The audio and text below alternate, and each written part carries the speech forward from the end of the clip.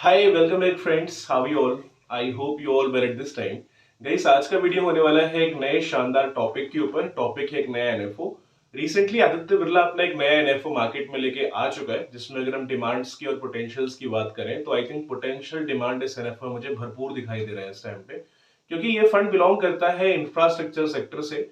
और इंडिया एक developing stage में है जहाँ पे डेवलपमेंट बहुत तेजी में बढ़ रहा है, और स्पेशली इंफ्रास्ट्रक्चर का रोल बहुत बड़ा है इसके अंदर। इवन हमारी जो गवर्नमेंट है, they are also focusing on this sector. और गवर्नमेंट जिस सेक्टर की तरफ पैसा लगा रही है वो सेक्टर ग्रो करते भी हैं, ये पास्ट के अंदर देखा जा चुका है।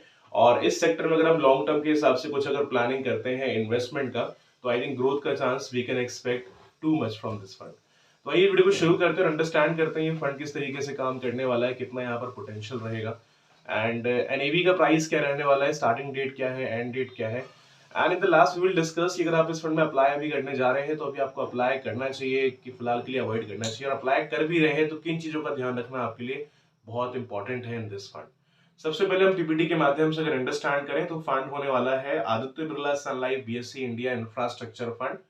तो अगर हम इसमें नाम से अंडरस्टैंड करें तो this is the index fund. Proper तरीके से पैसा आपको पैसिवली मैनेज किया जा रहा है, ग्रोथ पोटेंशियल काफी अच्छा खासा यहाँ पर हो सकता है। और इंफ्रास्ट्रक्चर का साउंड है, इससे मालूम पड़ता है कि हमारा जो पैसा है वो इंफ्रास्ट्रक्चर सेक्टर में इन्वेस्टमेंट किया जा रहा है। अब इंफ्रास्ट्रक्चर में अगर सेक्टर्स की बात करें तो बड़े बड़े सेक्टर्स हैं, जैसे एयरपोर्ट्स में पैसा लगाया जा रहा है, रोड्स में लगाया जा रहा है, रेलवे में लगाया जा रहा है, पावर और मल्टीपल जगह जहां पर हमारी तेजी में इकोनॉमी बढ़ रही है, जहां पर इंफ्रास्ट्रक्चर सेक्टर अवेलेबल है, उन बड़े जगहों पर पैसा आपका लगाया जा रहा है।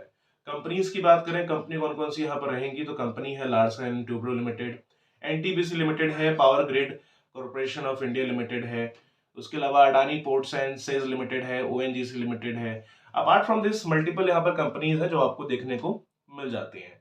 अगर हम इस इंडेक्स के अगर सीएजीआर रिटर्न की बात करें, लास्ट 10 इयर्स में कितना इसने ग्रोथ प्रोवाइड किया है, तो लगभग 18% तक का इसका एवरेज रिटर्न 10 साल में इस इंडेक्स का निकला, जो कि बहुत अच्छा रिटर्न है। अगर आप 10 साल का एवरेज अगर रिटर्न अगर निकालोगे इसका, जो इस basically BSc India infrastructure TRI का भी जो रिटर्न आया हुआ है इस इंडेक्स के हिसाब से अगर हम चेक करें, तो लगभग 18% तक का रिटर्न इसने लास्ट 10 ईयर्स के अंदर प्रोवाइड किया है, जो कि अच्छा खासा रिटर्न है। लॉन्ग टर्म के अंदर भी अगर कोई अगर फंड 18-20% अगर कोई इंडेक्स अगर रिटर्न दे रहा है तो काफी अच्छा ग्रोथ है। तो इस इंडेक्स की अगर हम बात करें तो 18% तक का सीएजीआर रिटर्न ऑलरेडी ये प्रोवाइड कर चुका है फ्रॉम लास्ट 10 ईयर्स। तो आई थिंक ग्रोथ यहाँ पर काफी अच्छा रहा है इस इंडेक्स का। अगर हम इस टाइम पे अगर इन्वेस्टमेंट कर रहे हैं तो आई थिंक यहाँ से आने वाले 10 साल में देखा जाए तो पिछले 10 साल के मुकाबले में काफी अच्छा खासा ग्रोथ हम एक्सपेक्ट मार्केट से कर सकते हैं।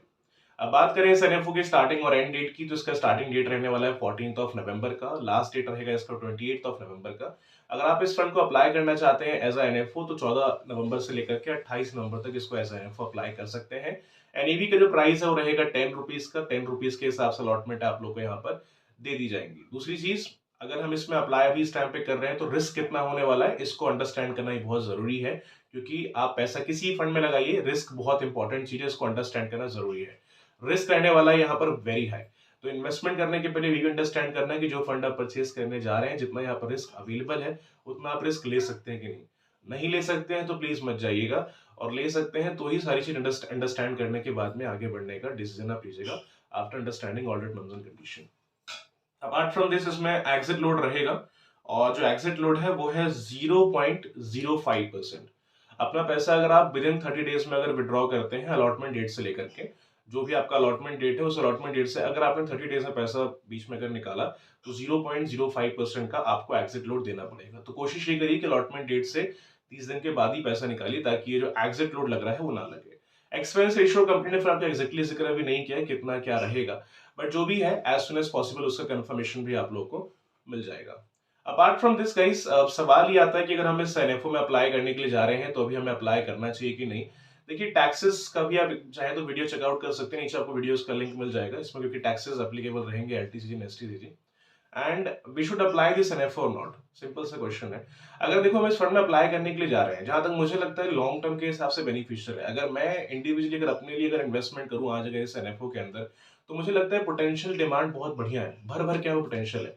इंफ्रास्ट्रक्चर है और ये वो सेक्टर है जिसने ऑलरेडी काफी सारे स्टॉक को बढ़ाया है पीछे, और आने वाले टाइम के अंदर इस डेवलपिंग कंट्री में अगर हम पैसा अगर लगा रहे हैं तो इंफ्रास्ट्रक्चर डिमांड बहुत तेजी में बढ़ने के चांसेस हैं। तो आई थिंक ये सेक्टर बेनिफिशियल है लॉन्ग टर्म के हिसाब से। कुछ अगर प्लानिंग करें आप तो ग्रोथ का चांस यहाँ पर काफी अच्छा खासा हो सकता है। If I am doing investment for myself तो I think I will go with this fund. बाकी ये कोई रिकमेंडेशन वीडियो नहीं है, एक बार अपनी तरफ से थोड़ा सा आप भी पोर्टफोलियो अपना अंडरस्टैंड करिए, जितना आप रिस्क ले सकते हैं कि नहीं उसको एक बार अंडरस्टैंड करिए। After understanding all the things तभी इन्वेस्टमेंट करना, किसी के कहने पर इन्वेस्टमेंट मत करिए। हो सकता है कि आपका रिस्किंग कैपेसिटी कुछ और हो, कुछ आपका फ्यूचर गोल कुछ और हो, तो सारी चीज को अंडरस्टैंड करने के बाद में आगे बढ़ने का डिसीजन लीजिएगा। फिर भी कुछ अगर क्वेश्चन अगर आते हैं रिगार्डिंग दिस एनएफओ, अपने क्वेश्चन आप रेज कर सकते हैं। I will give the answer as soon as possible. तो गाइस मिलते हैं नेक्स्ट वीडियो में, तब तक के लिए have a nice day. Thank you.